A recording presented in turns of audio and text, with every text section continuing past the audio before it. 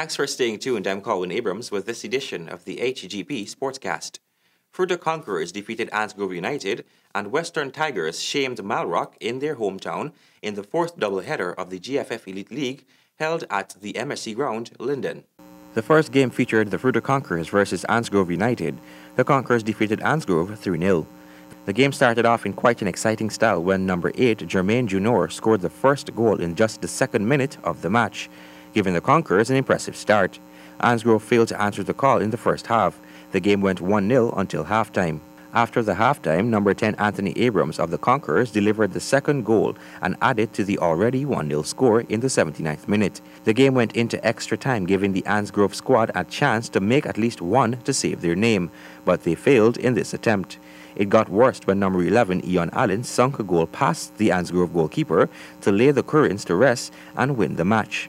Samson Gilbert, head coach of the Fruta Conquerors, said he was happy with his team's performance and hopes that they can improve on some of their weak spots to better improve their game. In the second game of the doubleheader, the home fans saw Malrock receiving a whipping by the Western Tigers. Just after the opening of the match, the home team picked up an amazing steam, seeing their number 7, Kester Randolph, sending one home in just the 5th minute of play, sneaking past the Tigers' defense. The Tigers didn't take this lightly as they charged forward to show dominance. Just before the end of the first half, number 10 Andrew Murray sent the game into 1-1 when he struck oil for his team. But in the 69th minute, Murray struck again and sealed the win for his team. The Tigers won the match 2-1. On Friday evening last, the Ghana Amateur Basketball Federation bounced off the first set of games in the Road to Mecca 4, with victories for Rose Hall Jammers, Bounty Colts, and the Victory Valley Royals. In the first game of the evening, Rose Hall Jammers defeated Diners Ravens 64-60.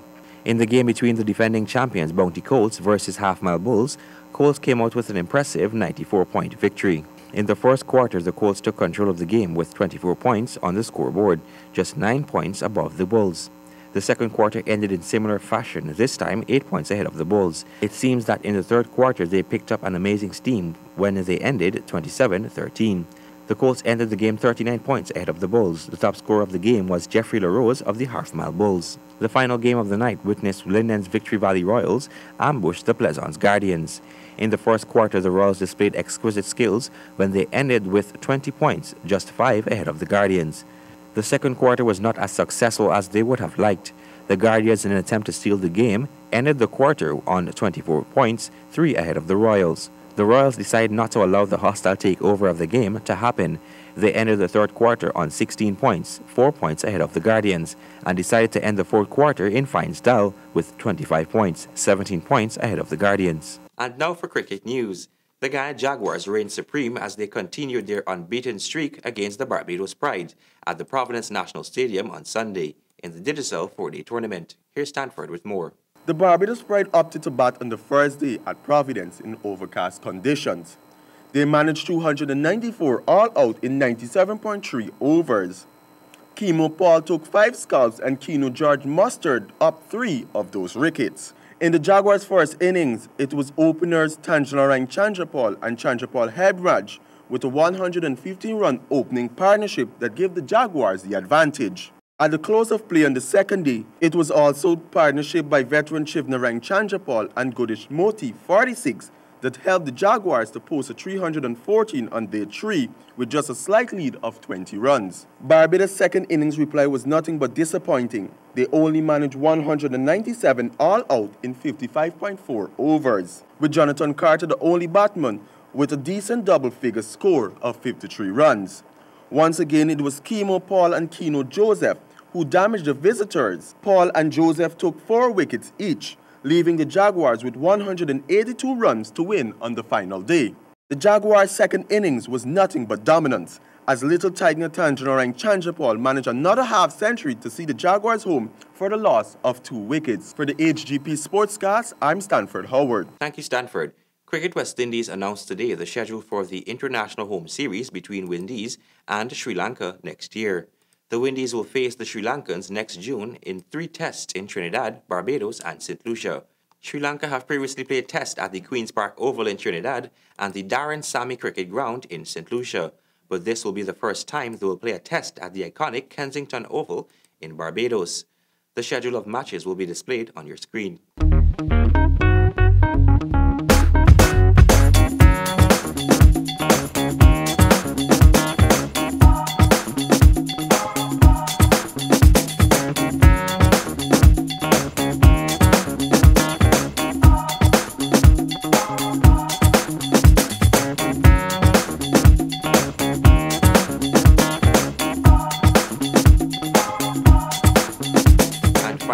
Windies' batting crumbled once again in their second innings against the Kiwis on the fourth day at Wellington.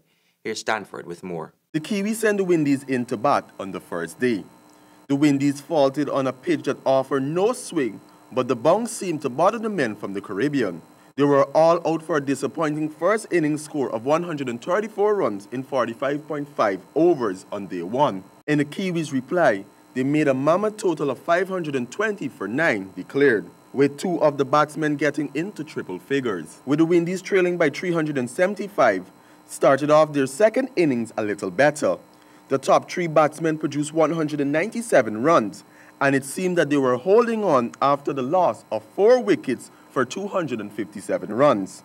But once again, wickets rained, and they managed 62 runs for the loss of their 6 remaining wickets. They were all out for 319. It was right-arm fast medium Matt Henry who got the best of the Windies batters, taking 3 wickets for 39 runs. The West Indies will face New Zealand in their second and final test on Saturday, December 9th at Seldon Park, Hamilton. For the HGP Sportscast, I'm Stanford Howard. Thank you, Stanford, and that has brought us to the end of this edition of the HGP Sportscast. Before we go, remember, adversity causes some men to break and others to break records. Goodbye.